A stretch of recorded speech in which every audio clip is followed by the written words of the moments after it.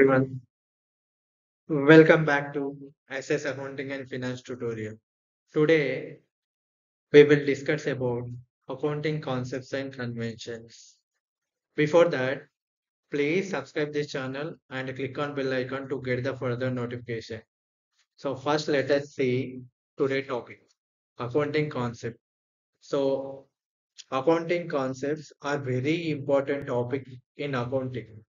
These accounting concepts and conventions will tell you exactly how we have to maintain accounts and what are the rules and regulations and what principles we are running the business and what principles we are preparing the accounts. That will tell you concepts and conventions. So these are the concepts. Accounting concepts are divided into 11. So first one, accounting period concept, accrual concept, business entity concept, cost concept, dual aspect concept, evidence concept, going concern concept, money measurement concept, matching concept, realization concept, and finally historical concept. So first concept is accounting period concept. Accounting period concept says that all the business transactions should be recorded in the books of accounts for particular period, and there must be a starting day and ending day. Whenever we follow the accounting period concept, we can give accurate profit in the business, and as well as we can know the exact financial position of the business. So, accounting period concept అంటే తెలుగులో accounting వ్యవధి భావన అంటారు. So, accounting వ్యవధి భావన ప్రకారం అన్ని వ్యాపార లావాదేవీలు నిర్దిష్ట కాలానికి సంబంధించి ఖాతా పుస్తకాలలో నమోదు చేయబడతాయి. మరియు తప్పనిసరిగా దానికి ఒక starting day and ending day ఉండాలి. అకౌంటింగ్ వ్యవధి భావనను అనుసరించినప్పుడు మాత్రమే మనం వ్యాపారంలో ఖచ్చితమైన లాభాలను ఇవ్వగలం. అలాగే వ్యాపారం యొక్క ఖచ్చితమైన ఆర్థిక స్థితిని తెలుసుకోవచ్చు. The next concept is accrual concept.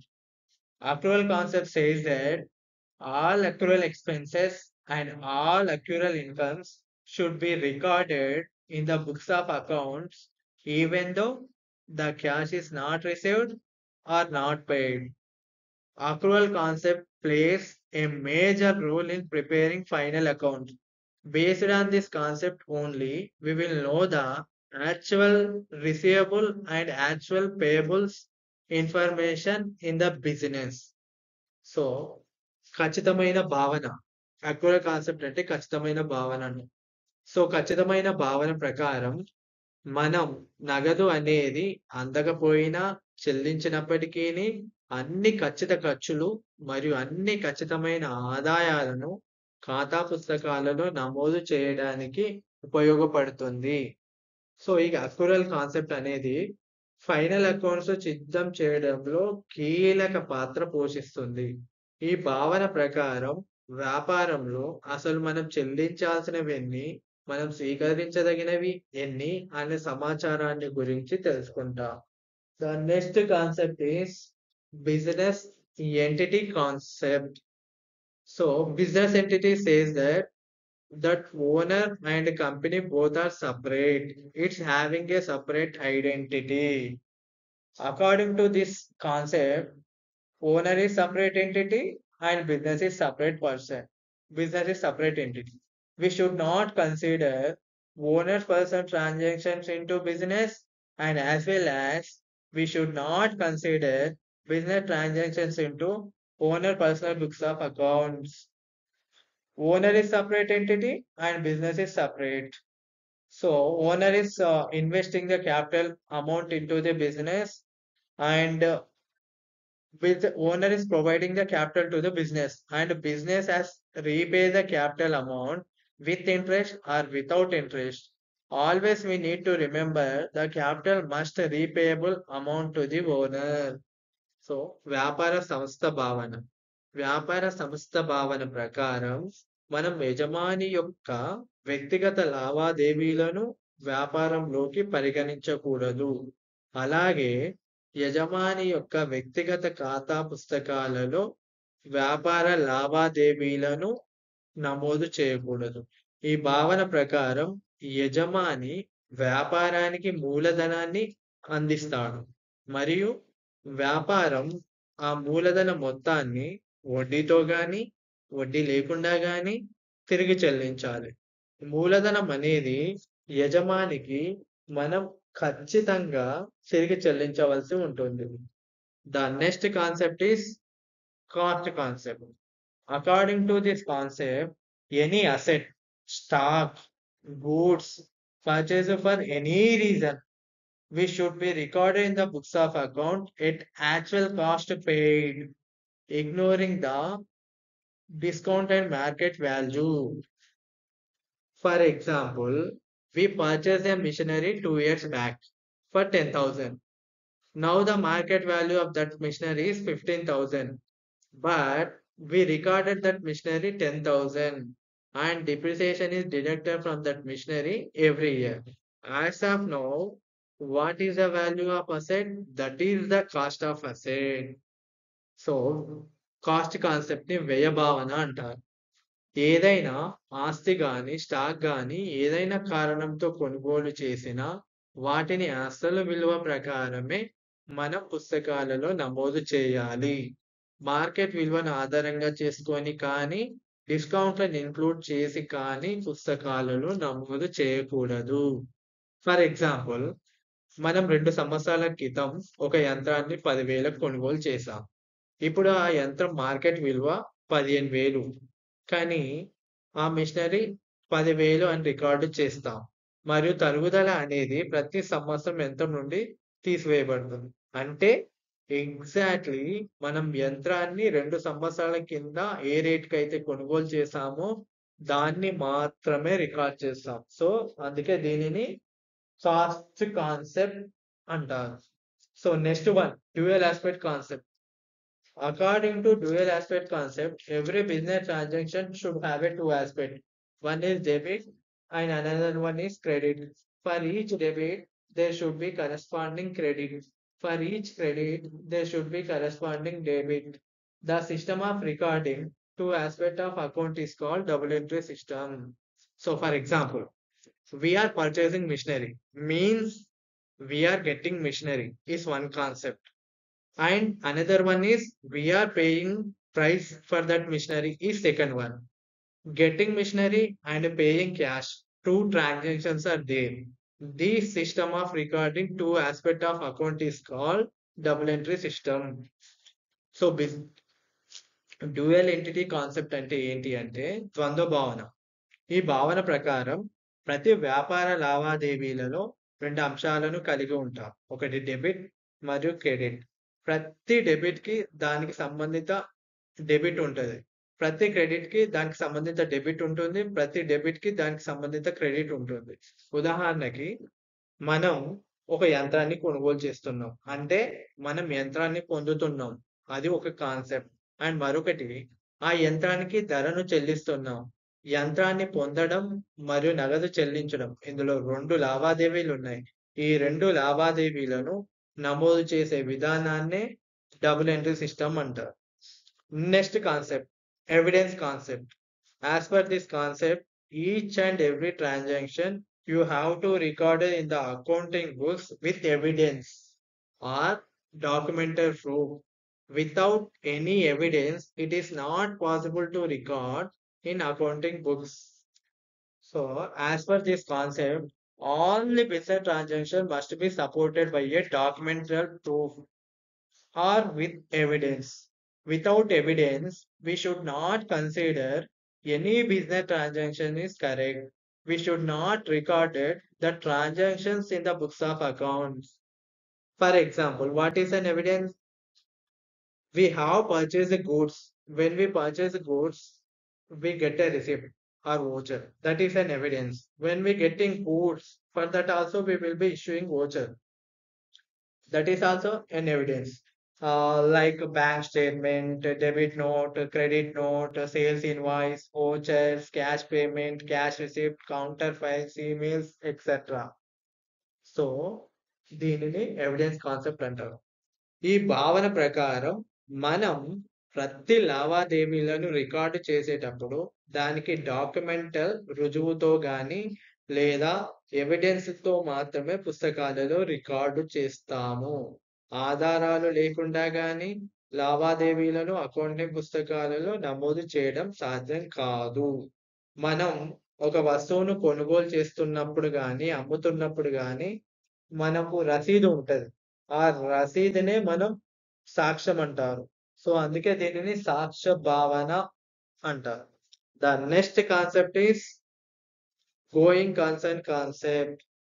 As per this concept, we are assuming that our business is run for future years or long time period is called going concern concept.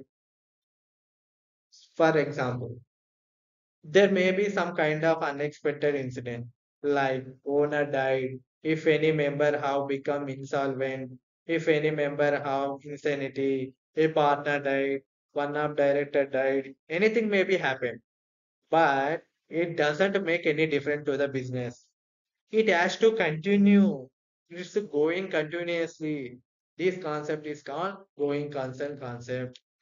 ఈ భావన ప్రకారం గోయింగ్ కాన్సర్న్ కాన్సెప్ట్ అంటే కొనసాగుతున్న వ్యాపార సంస్థ భావన. ఈ భావన ప్రకారం వ్యాపారం అనేది భవిష్యత్ సంవత్సరాలలో నిరవధికంగా పనిచేస్తూనే ఉండాలి. అంటే వ్యాపారం దీర్ఘకాలికంగా కొనసాగుతుంది అని చెప్పే భావననే కొనసాగుతున్న సంస్థ భావన అంటారు. సో, యజమాని మరణించడం గాని, లేదా ఎవరైనా సభ్యుడు దివాలా తీయడం గాని, కొన్ని రకాల అనూహ్య సంఘటనలు జరిగి ఉండవచ్చు. ఎవరైనా సభ్యుడు మతిస్థిమితం లేకుండా ఉండడం గాని, లేపోతే డైరెక్టర్‌లో ఒకరు చనిపోవడం గాని జరగవచ్చు. అది వ్యాపారానికి ఎటువంటి తేడాను కలిగించకూడదు. వ్యాపారం అనేది నిరంతరంగా కొనసాగాలి. అందుకే దీనిని కొనసాగుతున్న సంస్థ భావన అంటారు. So, the next concept is money measurement concept. So, what is the money measurement concept? According to this concept, all the business transactions which are being expressed in monetary values, that transactions are recorded in the books of accounts, ignoring the non-monetary values. So, monetary transactions like we sold goods and received cash, we purchased goods and paid cash, outstanding expenses or outstanding income. These are called monetary values. So non-monetary values like employee skills, best performance, management skills, these transactions we can ignoring in the books of accounts. So money measurement అంటే ద్రవ్య కొలత భావన. ఈ భావన ప్రకారం మనం ద్రవ్య విలువలతో ఉన్న వ్యాపార వ్యవహారాలను మాత్రమే పుస్తకాలలో నమోదు చేస్తాం. ద్రవ్యేతర విలువలను అకౌంటింగ్ పుస్తకాలలో నమోదు చేయరు. మానిటరీ ట్రాన్సాక్షన్స్ లైక్ వస్తువులను అమ్మడం ద్వారా స్వీకరించిన నగదు, వస్తువులను కొనడం ద్వారా చెల్లించిన నగదు, చెల్లించవలసిన ఖర్చులు, రావాల్సిన ఆదాయాలు. వీటిని మాత్రమే మనం పుస్తకాలలో రికార్డ్ చేస్తాం. So non monetary values example ఉద్యోగి నైపుణ్యాలు, అత్యుత్తమ పనితీరు, నిర్వహణ నైపుణ్యాలు. వీటిని మనం వ్యాపార పుస్తకాలలో నమోదు చేయకూడదు. The next concept is matching concept. According to matching concept, all the expenses should matched within the incomes for particular period. When the expenses are equal to incomes, that is our business is running in proper manner. So matching concept అంటే ఏంటి అంటే ఈ సరిపోల్చే భావన. ఈ భావన ప్రకారం నిర్దిష్ట కాలానికి వచ్చే అన్ని ఖర్చులు దాని ఆదాయాలతో అంటే వచ్చే ఆదాయాలతో సరిపోలాలి. ఖర్చులు ఆదాయానికి సమానంగా ఉన్నప్పుడు మాత్రమే మన వ్యాపారం సరైన పద్ధతిలో నడుస్తుంది. The next concept is realization concept. As per this concept, whenever we sell an asset, only that cost to be considered. but not the current price. That means మనం ఆస్తిని ఎవరికైనా అమ్మినప్పుడు ఆ ఆస్తికి అగ్రిమెంట్ ఉంటుంది కదా! దానిని మాత్రమే కన్సిడర్ చేయాలి. ప్రస్తుత విలువను కాదు. మనం ఏదైనా అమ్మినప్పుడు అగ్రిమెంట్ వాల్యూ ప్రకారం మాత్రమే కన్సిడర్ చేయాలి. అంతేగాని ప్రస్తుత విలువ పెరిగిందని చెప్పి ఆ విలువకు అమ్మితే కుదరదు. అగ్రిమెంట్‌లో ఉన్న దాని ప్రకారమే కన్సిడర్ చేయాలి కాబట్టి దీనిని రియలైజేషన్ కాన్సెప్ట్ అంటారు. So the next concept and final concept is historical concept. What is an historical concept? According to the historical concept, all the business transactions should be recorded in the books of account for particular period, date, and time. We should not record a past transaction into present and into the future transaction. Whenever the transaction happen, that only we need past transaction in the books of account, that is called historical concept. So historical concept ప్రకారం దీనిని చారిత్రక వ్యయ భావన అంటారు. So వ్యాపారంలో జరిగే అన్ని లావాదేవీలు నిర్దిష్ట కాలం, తేదీ మరియు సమయానికి సంబంధించిన ఖాతా పుస్తకాలలో మాత్రమే నమోదు చేయాలి. ఏదైనా వ్యాపార లావాదేవీలు గతంలో జరిగి ఉంటే వాటిని వర్తమానంలో గాని, భవిష్యత్తులో గాని రికార్డు చేయకూడదు. సో దీనినే హిస్టారికల్ కాన్సెప్ట్ అంటారు. Next one conventions. So conventions are divided into four types. What are they? Conventions of consistency, convention of materiality, convention of conservatism, convention of disclosure. The first one, convention of consistency. According to convention of consistency, any rule, policy, method, and format adapted in preparing final account should be followed constantly. Any rule or method followed in the business must be stable for minimum 1 year and they should not be changed frequently. For example, we can change the policies and method if it is compulsory or mandatory, but we need to take approval from the management. So that is called convention of consistency. Convention of consistency అంటే స్థిరత్వ సాంప్రదాయం. So conventions ని సాంప్రదాయాలు అంటారు తెలుగులో. First one స్థిరత్వ సాంప్రదాయం. ఈ సాంప్రదాయం ప్రకారం ఫైనల్ అకౌంట్స్ సిద్ధం చేయడంలో అనుసరించిన ఏదైనా నియమం, విధానం, పద్ధతి మరియు ఆకృతిని నిరంతరం అనుసరించాలి. వ్యాపారంలో అనుసరించే ఏదైనా నియమం గాని, పద్ధతి గాని ఒక సంవత్సరం పాటు స్థిరంగా ఉండాలి. వాటిని తరచుగా మార్చకూడదు. ఒకవేళ మనం పాలసీలను గాని, పద్ధతులను గాని మార్చాలి అని అనుకుంటే, తప్పనిసరి అనుకుంటే మాత్రమే మేనేజ్మెంట్ నుంచి మనం ఆమోదం తీసుకోవాలి. The next concept is convention of materiality. As per this convention of materiality, all the financial information should be materialized and physically matched with the books of account. For example, cash in hand, cash in bank, closing stock, etc. Convention of materiality. ఈ సాంప్రదాయం ప్రకారం వ్యాపారంలో జరిగే అన్ని ఆర్థిక కార్యకలాపాల సమాచారం అనేది మెటీరియలైజ్ చేయబడి భౌతిక ఖాతా పుస్తకాలలో సరిపోలాలని చెబుతుంది. So the next convention is convention of conservatism. According to the convention of conservatism, all the expected expenses and losses should be prepared and given high priority, ignoring the expected incomes and gains. As per this concept, always we need to clear the expenses and losses in the business. Then after we need to concentrate on profits and gains.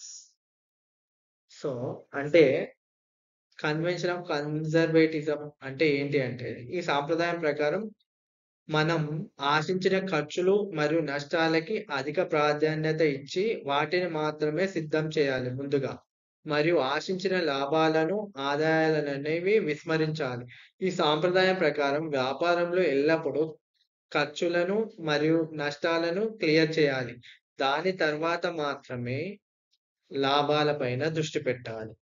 So, the next convention is convention of disclosure. So, what is the convention of disclosure? That means, according to this convention of disclosure, all the financial information should be disclosed and recorded in the books of account without hiding anything in the final accounts.